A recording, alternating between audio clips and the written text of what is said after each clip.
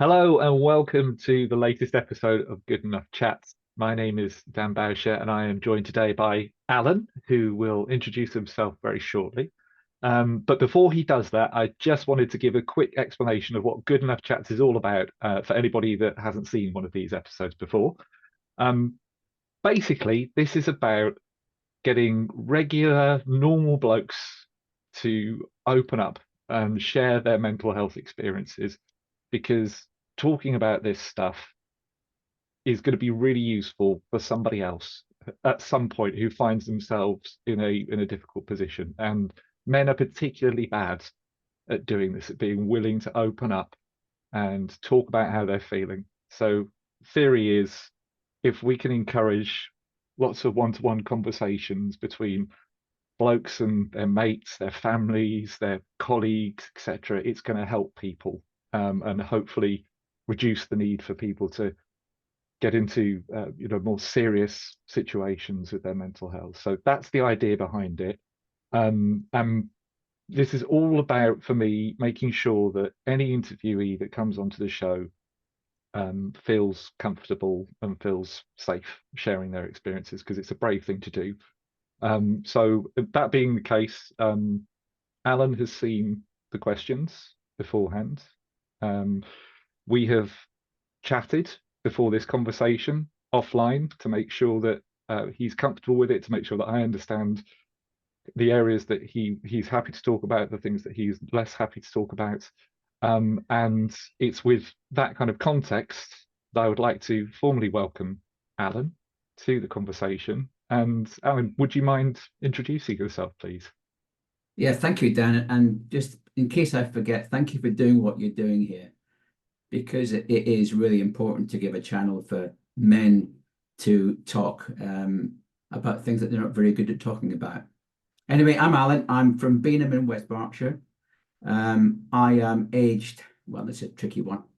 If I'm with my grandkids, I'm 6. If I'm speaking to my schoolmates who I've not seen for some time, that I am 16. But normally I'm 36 with dark brown hair. And as long as I don't look in a mirror, I can get away with that. However, the reality is that there's 30 years of additional lived experience on top of that 36, which is, do you know what? That's a defining moment for me. That's where it all happened.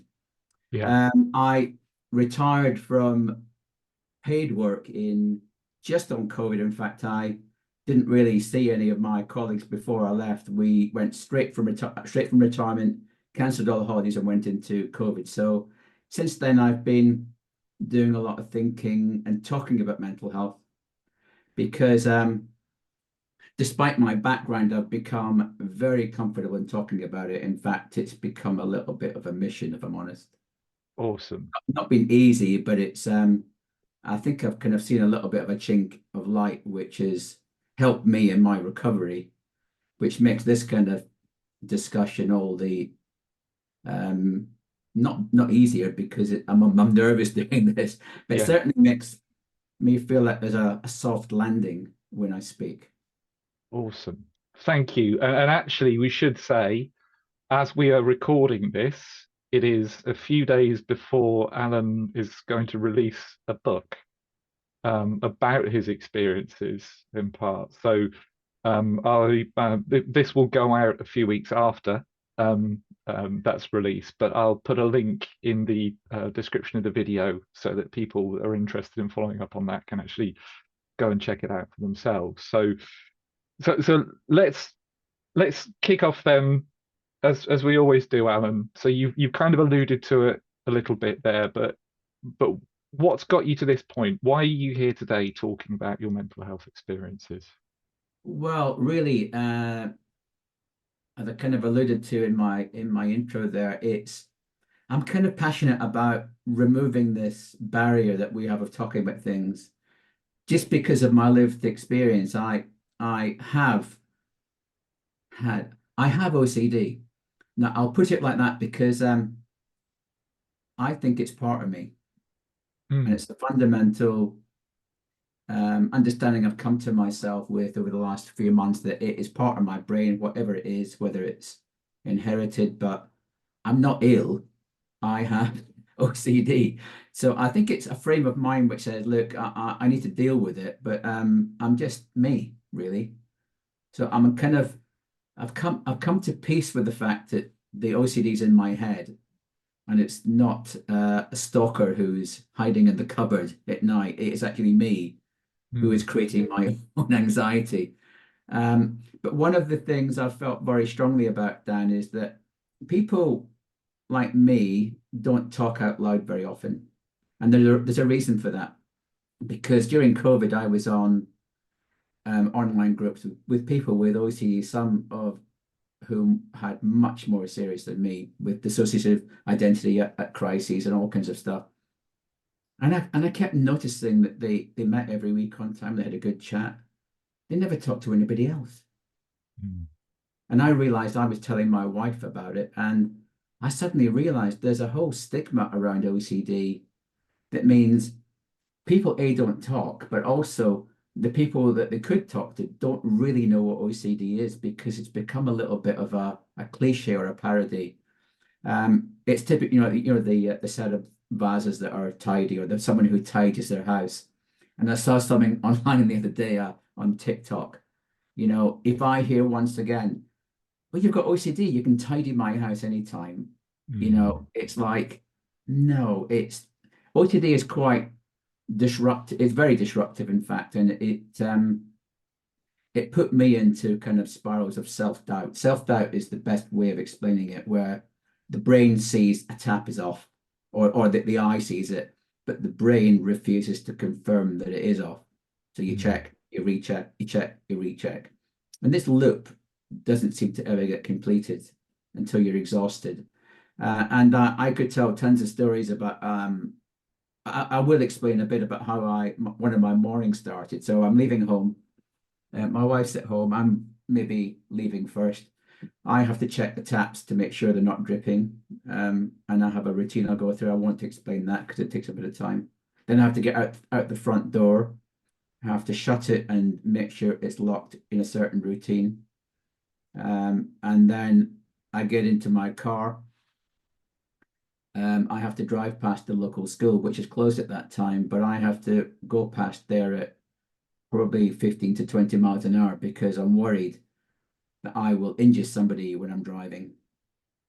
I will then, as it was back when I was working, hit the motorway on the M4, and there's a 50-mile-an-hour section in there with average speed cameras, and I will be worried about breaking the law. So I will be careful that I don't exceed the speed.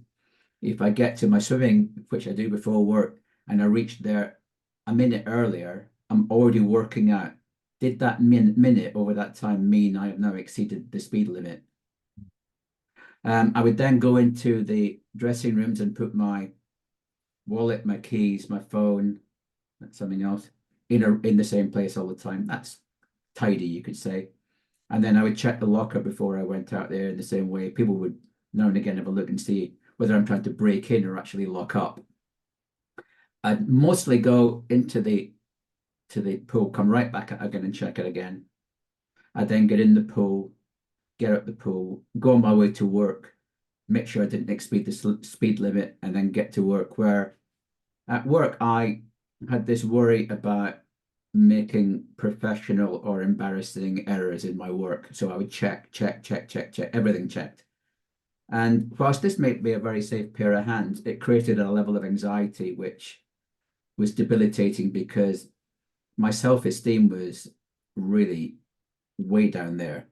I was surviving really well. I wasn't incompetent by any means, but the pain came on a Friday night when everything was geared up to getting everything sorted on a Friday night so I could enjoy the weekend. They never did. No one's Friday night ever ends up like that. But in my mind, the anticipation of a weekend was all building up to a clean break, and I never got it. Mm. Someone says to me one time, "Oh, it's the Easter bank holiday. That's 4 days of pain for me, where I'm not at work fixing things." So it became a syndrome of a cycle of self-destruction a little bit. And my wife was affected by it. I know that because we used to talk about it a lot.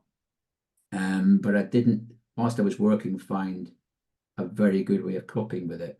I've come to terms with it now, um, but yeah, it's kind of pervades your life. Mm. And there was such a long time where I didn't A, know what it was, B, when I did know what it was, I didn't do anything about it, and three, even when I knew what it was and I should do something, I didn't do it. And Mm. there was a great fear of me talking about it and feeling scared that people would judge me. It was yeah.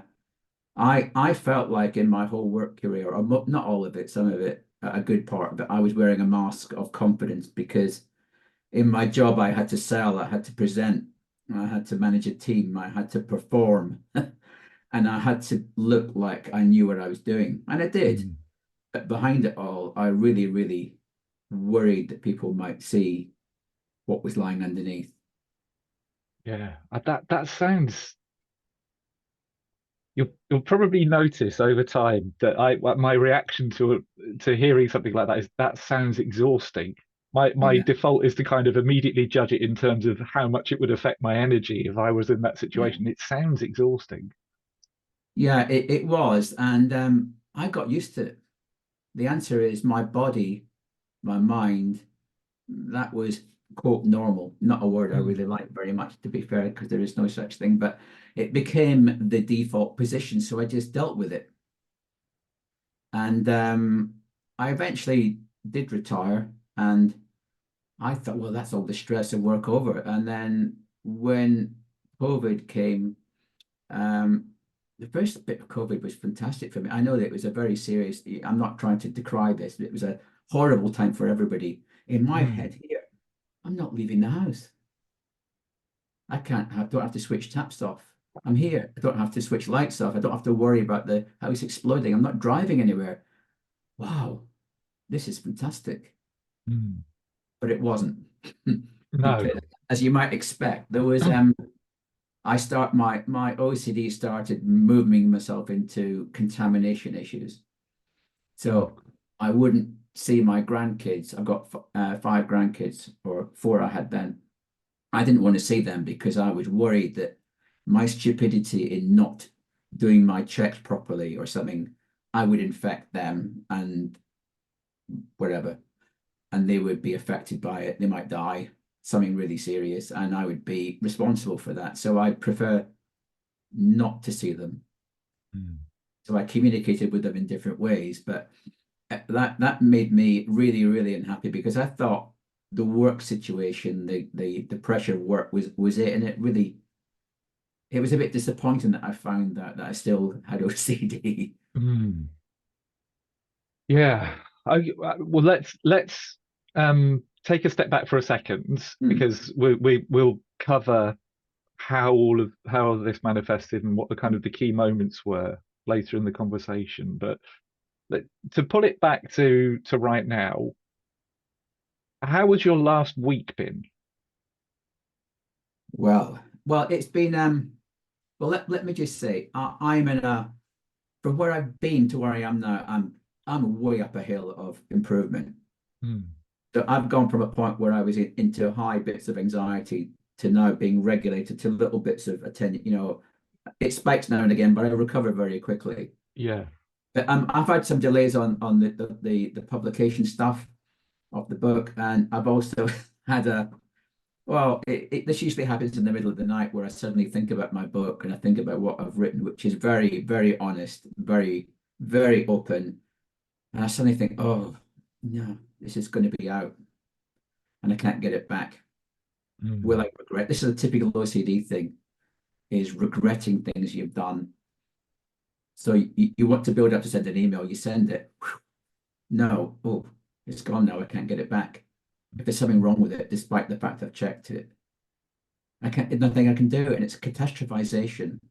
That's exactly what it is. And if no one's ever used the word, that's a word that's used in OCD a lot, is catastrophization. It's an uncontrolled escalation of fears that set you into a cycle of doubt where you can't resolve it yourself.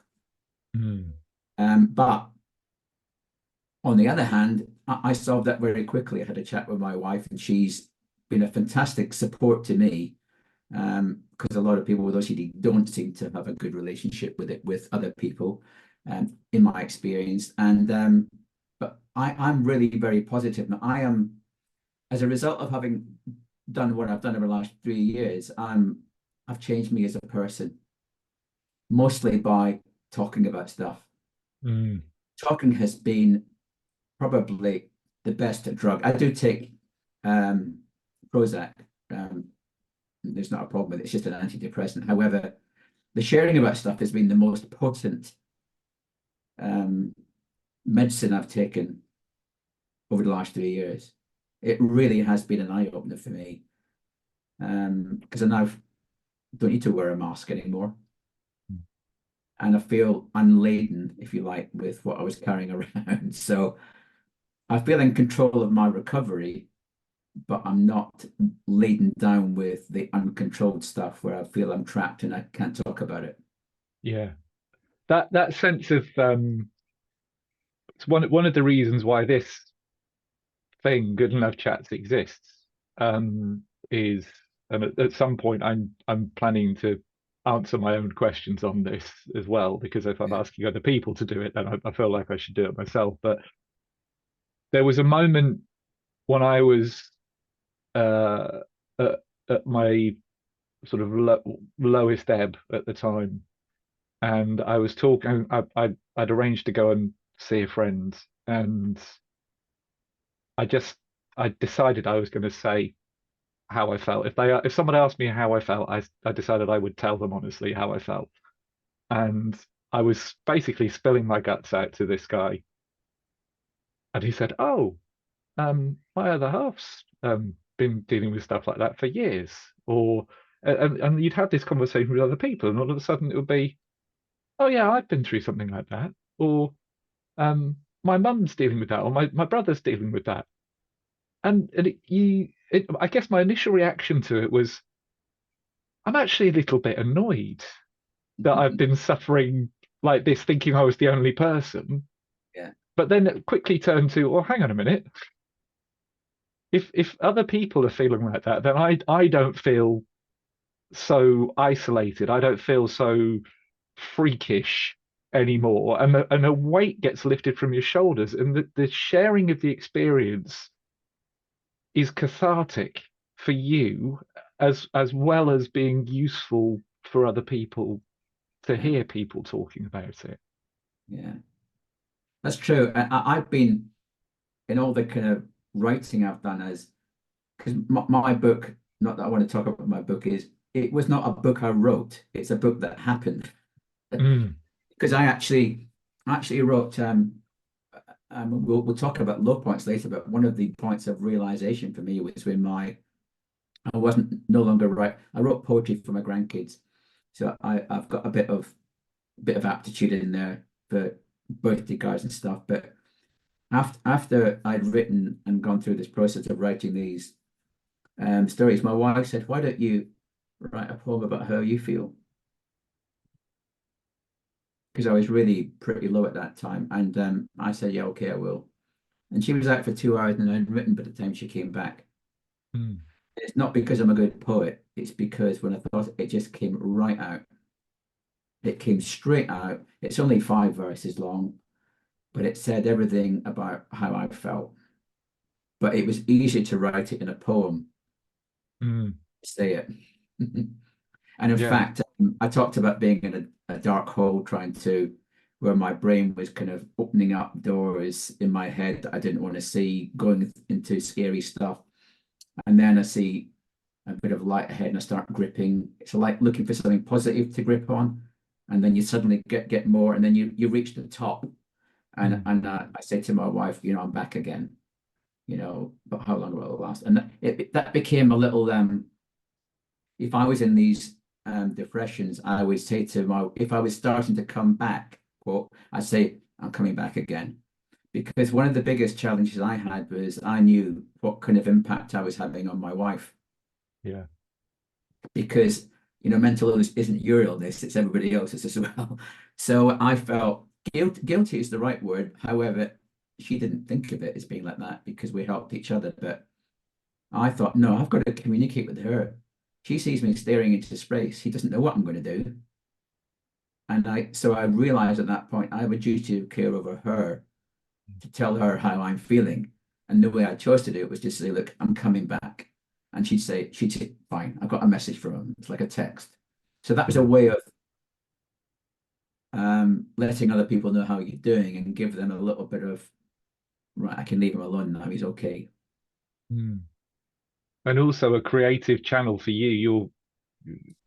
You're clearly a Mm. creatively minded person. So to find like writing poetry is not going to work for everyone, is I guess what I'm No. saying, but it Oh, works for you, and you've kind of you've found that channel, if you like, and yeah. it's been useful for you. Yeah. It's the I call the poetry the vehicle. It's not the thing. It's the way I expect it. Someone could write music, sing a song. They could be a gardener, be something, whatever. Everyone's got their own go-to thing. For me, it was I spent my whole career doing logical and stuff to earn a living and to pay the Mm, mortgage and support the family or whatever. But when you stop working, you look for what you want to do, not what you have to do. mm, And I think it was fortunate for me that I found that outlet that helped me express myself. And I use the word express yourself because that could be in words, in texts, writing a note for somebody. Because I actually found that first stage confession for me was not talking to my wife, it was writing it down. mm. Because it might seem silly this, but when you have a battle in your head, you're never going to resolve it in your head because it's your head. Your people are in there. And I found once it's in black and white on a bit of paper, it's out. It's two-dimensional now. And you Mm. can keep it, you can look at it, but it's not going to change. Yeah, It's a I point of have consistency. something similar. I have, and I don't have one at the moment. I need to get a new one, but um, I always like to have an A3 plain paper pad with me Mm, because I've got A5 notebooks and things like that I can write on for my work notes. But mm, if I actually want to work something out, I will start scribbling and drawing diagrams on an A3 sheet so I can see it and it's yeah, bigger and it gives you, like you say, the time and space to think. So I can kind of relate to that principle really yeah. well, actually. I Um, also did a lot of I'd sit in the pub and I'd be doodling something. Somebody would ask me what I'm doing, and I used to be quite coy about what I was doing. And they say, "I'll actually am writing something about.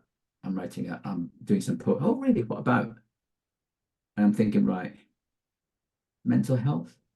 Oh, mm, really? And I think you automatically assume when at my age and my group of baby boomers, when you mention mental health, it's like an asylum, mm, which is horrible.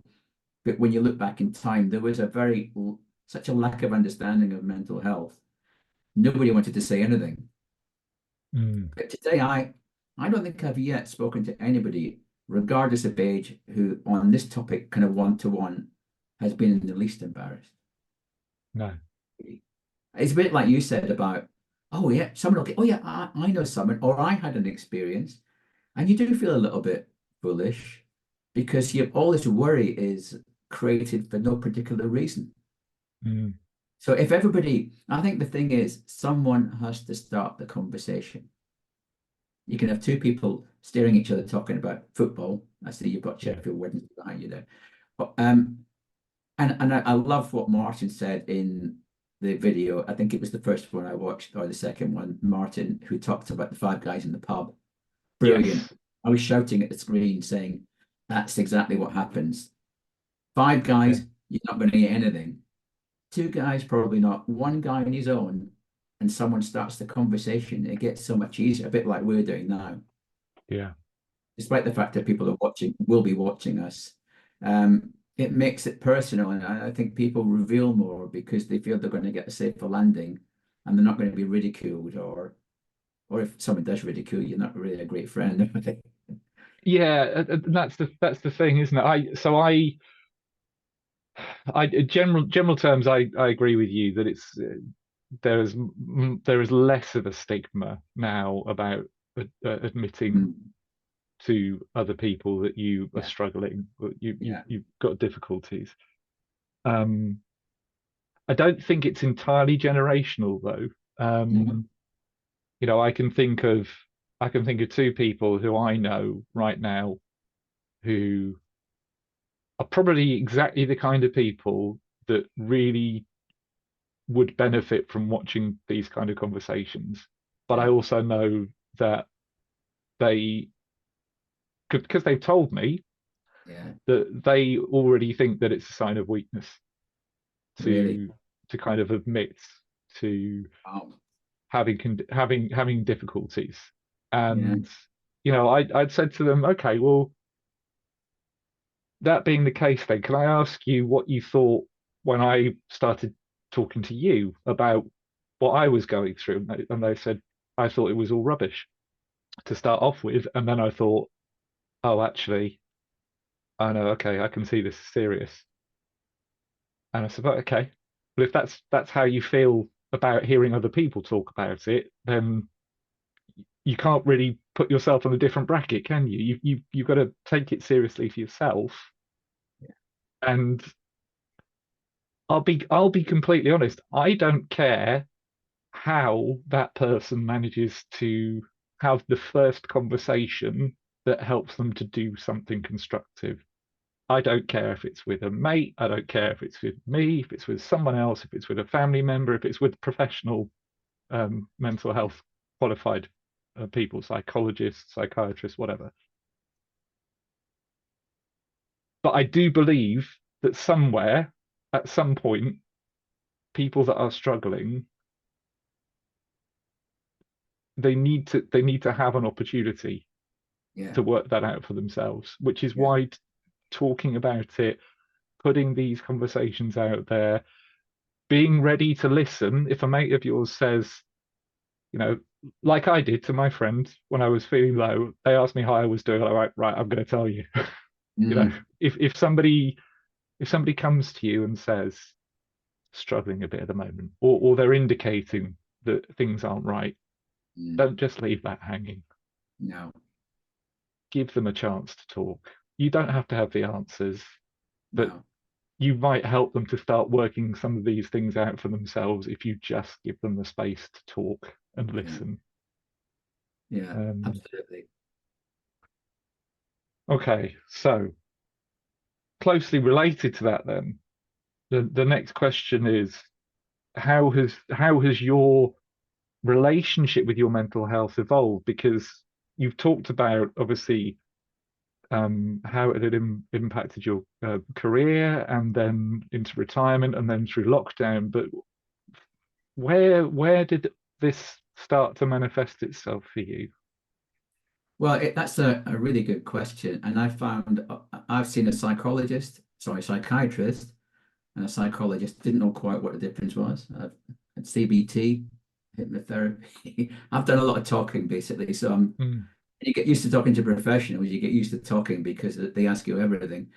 Um, but I would say the point at which I first realized I had a problem was a really important part, and that was it was probably about 2018, and I was in full work mode, and I didn't sleep that night. I couldn't. I had a worry weevil in my head, and I didn't realize how important that day would be until I got up in the morning, and I felt like I had jet lag. mm, I just felt I haven't slept. I'm not prepared for anything today, and I sat down in the hotel where I was having a coffee and just staring into space. And I don't know what I think the expression is when your barrel overflows, mm, and my barrel overflowed. And I just thought, what are you doing to yourself? You need to go and see a doctor. The moment I said those words in my head, I had um, what can I call it? A wave of peace and serenity come over me. I can't mm, quite explain what it was, but it is, Alan, you've just come to a decision here. A light went on that said, you can't do this anymore. And I got help. And then I didn't actually do anything about it. I did see a doctor, and there was a kind of, I did a bit of CBT work, but I hadn't really seriously made any progress with it. But there was something fairly substantial that I did before I left work, because despite being in the 6 months before I left, knowing I was leaving, um, I felt that the last day at work would be the accumulation of every Friday that's ever been. In other words, I'm not relaxing, just, scratching my head and driving around saying goodbye to people. I've got to leave my workplace spick and span. Mm. And all I did was create a huge Friday. So, but in that intervening time, I was thinking in my head about how my self-destruction in my head was going, because I spent a lot of time not sleeping and thinking about it. And I thought, right, I've got a choice before I leave here. I've got two roads I can go. One, I can say, it's been great. I'm going to miss you all. Goodbye. That's the easy one. Or I could say, look, you've been um, you've been on a mental well-being training course for the company, because the company did actually launch it in 18, that they were going to create advisors who would be the first point of contact, to help people who can go confidentially to talk about stuff, which is brilliant, a brilliant thing. When I saw the promo for that and the cartoon on the screen, it was a guy with OCD, and I'm sitting in a meeting with the management team, and I'm flushing with embarrassment because I suddenly realized what I had. Mm. That was the moment, and I'm going like, oh, and nobody looked at me, but I thought, oh, wow, that's what I've got. But before I left, I decided that rather than take the easy route out, I'd done all this mental health training with Mental Health England. I was fully informed at how to help somebody who needed help to a basic level. I had a platform to speak on, to say goodbye to the management team of 40 people before I left. And what was I going to do? So I wrote a script in my head. I didn't write it down. Over maybe 3 or 4 months, I told them a story about me, started from when I joined, um, and it all built up to the ethos of the company, which is a great people culture, my company, and about the mental well-being stuff we did. And I led it right into, unfortunately, the guy that you've been looking at for 20 years isn't the one you think he is. And he's going to have to tell you about it. Because when I look in the mirror when I go home, I see the real me. I don't see the one you see. This is just a mask I put on to do my presentation to you. This is a fake person, if you like. The real guy's got lots of self-doubt. He's scared to tell you about the OCD and anxiety he's got, because he thinks you'll judge him. And maybe you'll think, well, he can't do his job properly, or he couldn't do his job properly. And I said, people like me, well, it's not right. We don't talk about it because we're embarrassed, but I'm shedding this. This is gone. And I Mm. stepped over a line and said, look, this is me. And I refuse to be judged by it. And I just said, look, and I wasn't going to tell you this, but I've worked with all of the people in that room for 20 years. If I can't tell them and trust them not to judge me, who can I trust? And then there were a lot of very surprised people there. And I got a lot of people who talked to me immediately. Some emailed me, some spoke to me weeks later. But clearly the impact was, we didn't expect that. Mm. The reason I had to do it and not take the easy path was because with my OCD brain, I would have been, if I hadn't done it, saying, you coward, you had the Regret. position, you had the experience, you've lived it, you've been trained up to, and you said nothing. The regret would have hung on me like a weight around my Mm. neck. And so I spoke out. And the next day I did have regret, because I have OCD, but it didn't last very long, because I got so many, a bit like you mentioned earlier, when you get a reflection back of someone who says, "Do you know what? I'll tell you, I've got an issue as well." Mm. You suddenly feel authentic and justified in what you've done. Mm. I can put it that way. I felt like I might just have done a good thing here. It might have been risky for me with my condition. However, overall, the response has been, thank goodness someone said something. And that they will live with me. Yeah. And I don't have OCD, but I think under those circumstances, I think I probably would have been weighing up similar options. Like, do I tell Yeah. people how it is, or do I slip off quietly and Yeah. just take that route, which is not necessarily, neither way is the easy option. I No. think there is a braver option of the two, which is the one that you took. Yeah. Um, but then, as you say, the fact that people came to speak to you about it afterwards, people contacted you about it afterwards, that's that shows the value Yeah. of what you did. Um, I have and excuse me if this is like a really noddy question, but I don't claim to be an expert on mental health.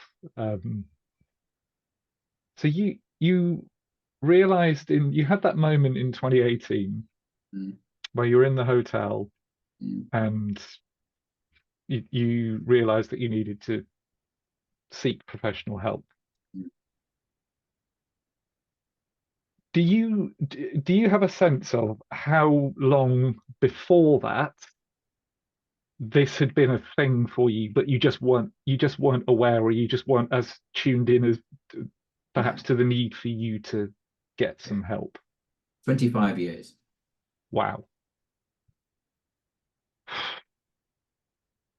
Do you have Uh, a sense of what the catalyst was, what the starting point for it was? I have a few clues. Yeah. It's definitely been a long time. My mum used to, when we went on holiday, my mum would go off, off, off, off on the cooker on the Mm, way when we left the front door, and that was and the back door check. That was probably it. But I do remember her doing that. And what I did was when I did CBT, they had a process of trying to identify thoughts and emotions, and I actually, being a bit of a spreadsheet person, I wrote all my rituals down on 1 to 15, did all the emotions and tried to work it right. Why did I start that one? When did that start? And I could pretty well put down an occasion, an event that stimulated most of them. But I can't tell you what the first one was. I really can't, but it's been a long, long time. But I would say if I portrayed myself as being as serious as I was in 2019, no, way back it grew, it grew like this, or the like this, we're not sure which way we are. So it kind of built up, and the more responsibility I got in life, the more it bit me. mm. I can put it that way. So it built up very over a long period, but yeah. But Wow. none of the professionals have the least interest in how it started, is the honest answer. They don't want to, they just know how to treat how you are now. Mm, I guess people's past is too complex to try and work out the initial things. But I've also heard people say the brain pattern of people with OCD is different. It is, you are made differently, and therefore it's probably perhaps on that basis been there forever and been mm. initiated by, is waiting to be initiated, if you like. Right. So, but Wow. so, but I understand myself really well now. Thank you very much. I I really bet. have not learned how to deal with myself, but I've become a much more relaxed person, a much more easygoing person. Vulnerability is a strength as far as I'm concerned. In fact, I heard the expression vulnerability is a superpower last week. Oh, do you know what? I was just thinking about superpowers. But you know what? Um, And it seems a bit cliche and a bit kind of Hollywood, but do you know what? Um, the way I feel now is I used to run. If I was running a half marathon then, I'd be running with a backpack full of house bricks. mm, Imagine if you didn't have that backpack on you. That's how I feel now. that's a It's a lovely weight. analogy. It's a weight that is off every day. I'm not going to put that, I don't have to put that backpack on ever again because I've told everybody everything. It's a one-way street. I'm not going to vacuum the words up. So it's done. I just had to leave a second there after you'd finished speaking, split second, because I that is totally one of the lines that I'm going to clip from this conversation to put out there because Well, you can do. I stole it, so you can steal it. well, let's not credit it. Let's just say this was an Alan Sowersby original. Um, but no, that's I mean, it's a perfect visual explanation, isn't it, for how it feels and to have had the kind of the like you say, it's not like you went out for a run one day and put a backpack with a load of house bricks on. It sounds like you went out for a run and every now and again someone will put an extra house brick in the bag, and then before you know it, the bag's overflowing with house bricks and Yeah, it's hard to move anymore. exactly. I mean, I think I used to use weights when I used to practice, and you did it because when you took the weight off, you felt lighter, Mm, although you weren't. But now I have the feeling of being lighter without having to put the backpack on first. So incredible. I have a natural. I wear a mask now, which is transparent, if you like. It's a my own. I protect my own embarrassment and my own soul by one I've created very naturally underneath the old one. The old one's gone. The old one was really heavy, Yeah. and it was a matching set with a backpack. Um, and I just feel there's nothing that really can hurt me from being open anymore. Yeah, I'm free of something. Not free of everything, but I'm free of something very Mm, big by being honest and open. And I think I've probably I know for sure I've changed the agenda of conversation with some of my oldest friends because suddenly now in the right atmosphere, we talk about different things because someone started the conversation and I've done something a bit different. I talked about poetry, which I'd never have admitted that years ago. In fact, when I first looked at poetry and I read the rules of poetry, I was quite intimidated by it all. I thought, I don't want to go mm. anywhere near this. And some poetry doesn't even rhyme. When did that change? So I'm a true amateur, but as I said, it was a vehicle to get me to a better place. Fantastic. Thank you. So then I think this leads us very nicely into the next question, which is this you've identified some moments you're talking about this stretching back 25 years before you even realize what it was or that you needed help. Along that journey then, and it sounds like the kind of retirement during COVID was a kind of a key moment. Yeah. But what would you say have been like the light bulb moments along that journey where you suddenly where something's clicked for you and you've gone, oh, okay, that means I now understand this better. Therefore I am going to do this as a result of it, and it's going to help me.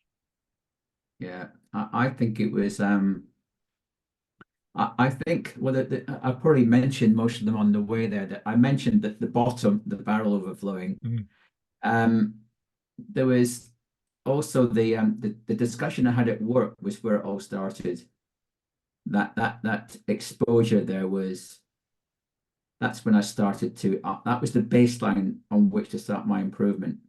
mm, Um, but I think possibly, if I'm honest, in terms of the way I've expressed myself in words, the writing of that poem that my wife suggested I might write was pretty fundamental because if she'd chosen not to say that day, there would have been 40, 50 poems that wouldn't have been written, perhaps.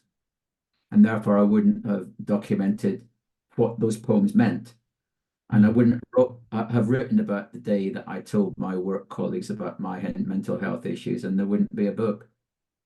So when I phrase it in that way, I've kind of set the scene for that thing. That was the single thing, and it wasn't about poetry.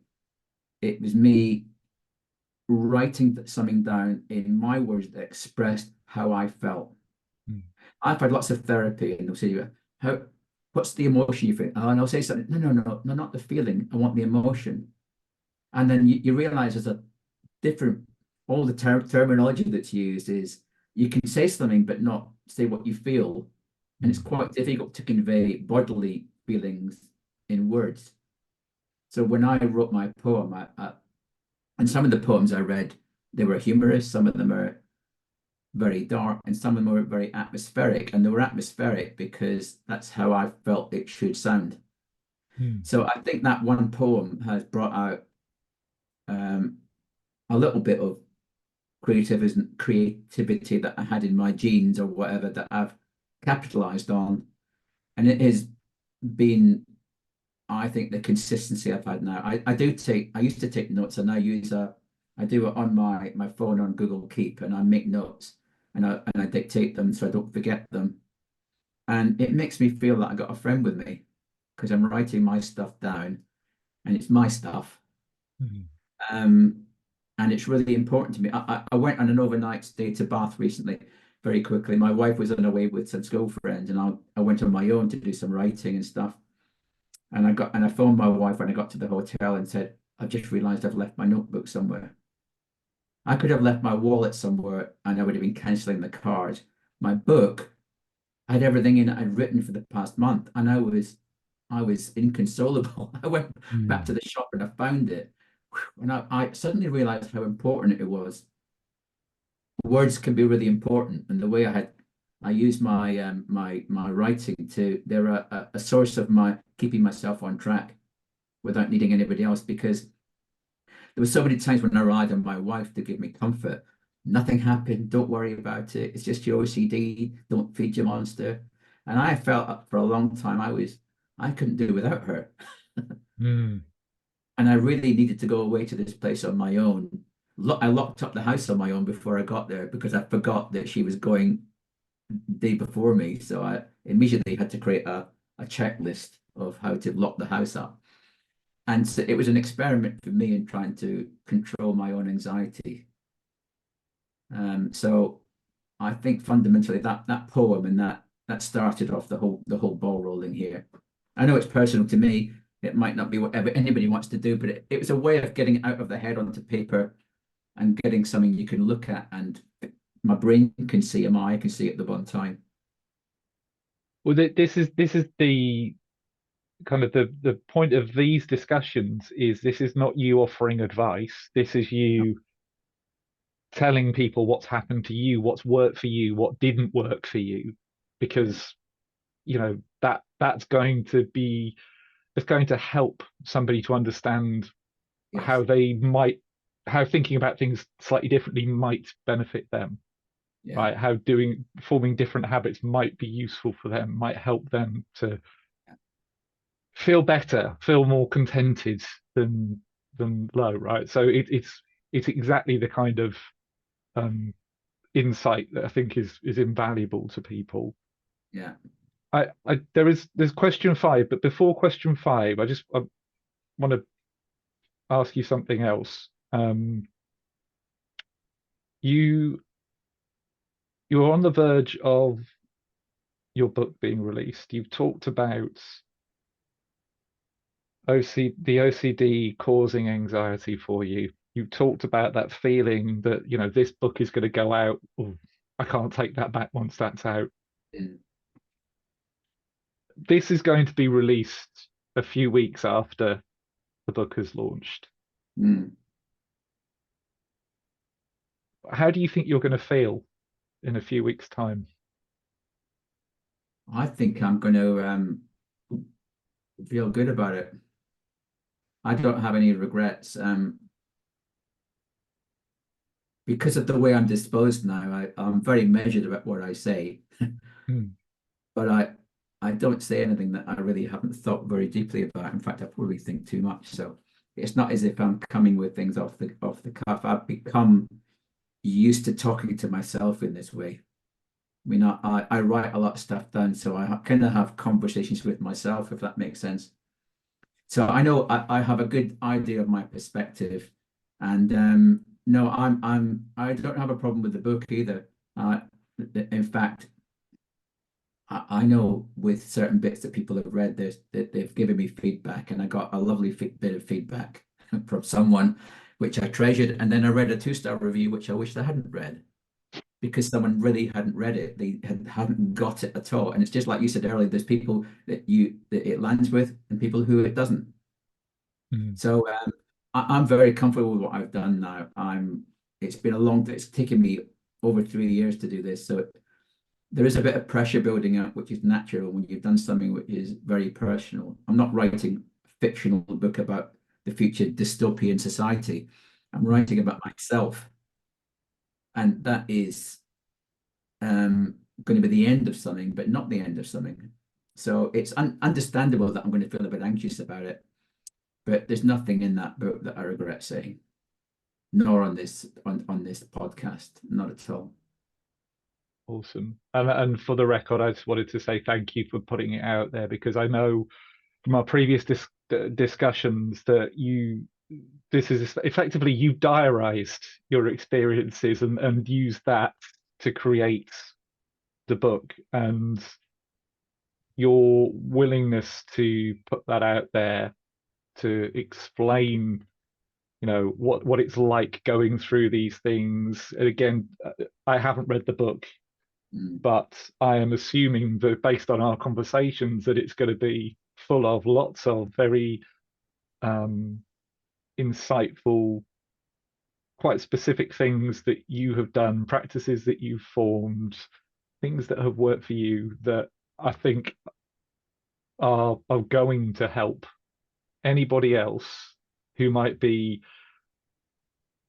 think that they may have OCD, maybe is living with somebody that has OCD, to help them understand it a bit better. And that is worth its weight in gold to those people. So thank you for doing that. It's massively appreciated. And I know it's going to be helpful for people. yeah, I do hope so because the book did its job for me when it was written. It didn't have to be published. Mm, It was my therapy, and I could have stopped in fact, I thought about stopping then, but I do think there is such a lack of understanding about OCD, and not only the people who don't know they have it, but the people sitting next to them on the sofa. yeah, Eh, and when you start thinking of that, it's almost everybody. yeah, Anybody with a head is going to have some kind of mental challenge, which is everybody, of course. Anybody yeah, with a brain is going to have something going on there, which is going to make them do something in a certain way, and it's about how you deal with it, really. yeah. Okay. Thank Thank you, you. though, Dan. Appreciate the what you've done to get the message out there as well. Thank you. Thank you. Let's wrap this up then with fifth and final question, Alan. Yeah, Um, somebody sees this, or somebody is experiencing similar things to you. What's the most important thing that they can do? I think you could say see a GP if you thought you had a serious issue, or you. It really depends on what relationship you have with whoever is sitting next to you, whether Mm, you have an open conversation with your partner or not. And I know I have a very open and discussive partner with my wife, who's my soulmate. So we have no secrets really. But if you have difficulty doing that, the GP is the most neutral person to speak to, but then a lot of guys won't go to a GP. Then it becomes your trusted mate or a confidant who you know isn't going to blab this, and it's going to be this goes no further. And I've always been lucky enough to find someone like that. And that would be, I'd be very sad for somebody who had a real big problem and didn't feel they could see a GP and had no one to talk. That would be disastrous.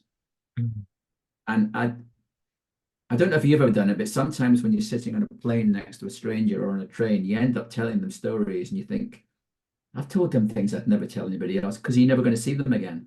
yeah. And I have lots of questions but no answers here. Is only the way I did it was to I think my wife was the first person I told. But even then, before I went to the GP, when she said to me, "You're going to tell about your taps and things," yeah, yeah, and all the other stuff. And she, what other stuff? And then that's when I had to unload the other. So I hadn't really even told her everything. I'd kept stuff back. It's always tempting to, oh, I'll just keep it back for a bit longer. Mm. And all I can say is, with me, it was a gradual delayering. But there will be people who don't want to talk to anybody, and they're the toughest nuts Mm. to crack. You said something quite insightful earlier on. You can help someone get there, but you can't make them do it. Mm. You can give them lots of options, but the person has to want and realize they're in a place where they need to do it. And that's a tricky bit. I did my barrel filling up was my first point, and I still didn't really do much about it for a while. So Mm. we're not easy beings to tell us, we're not easy at, sorry, rather good at telling ourselves what to do sometimes and taking the right action. We sometimes just procrastinate. Yeah. But any GP will give you advice on how to find the best mental health resources around. And they're obviously a confidential place. So I would suggest that if you can't speak to anybody else. Yeah. And I think it's it sounds a cliche, but it's good to talk. Mm, Um, and if you are the person that is opening up, don't expect one conversation to fix everything. And if you are the person that somebody is opening up to, yeah, you're not expected to have the answers.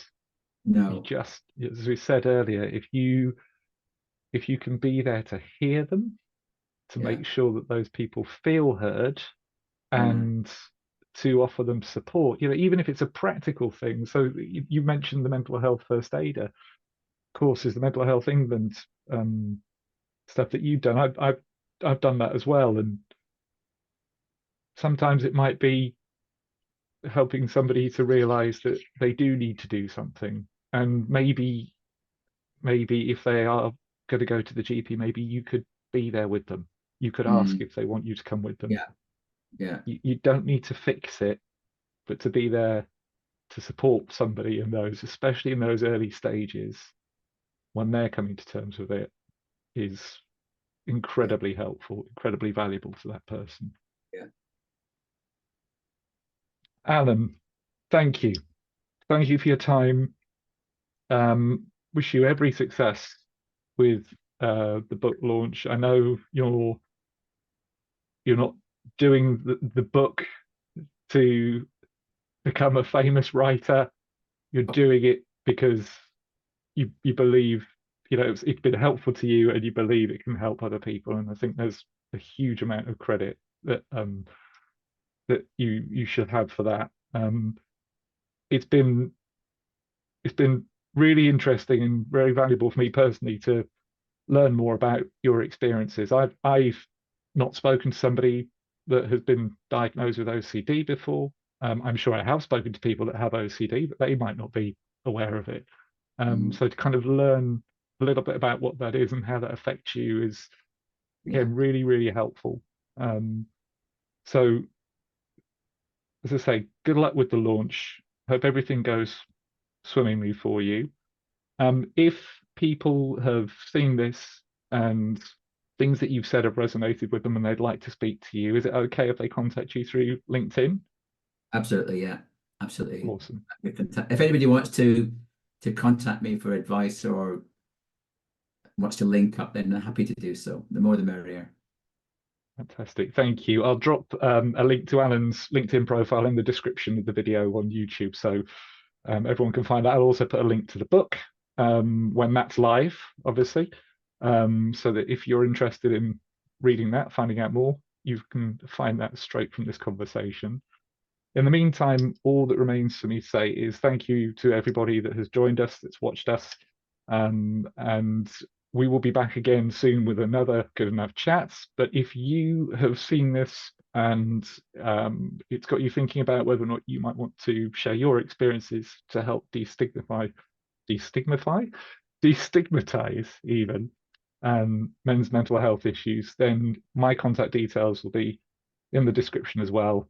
Please feel free to get in touch. We can have a chat, work through how this process works, and hopefully get you involved too. So thank you very much for now. We'll see you again soon, and stay tuned for more Good Enough Chats. Thank you.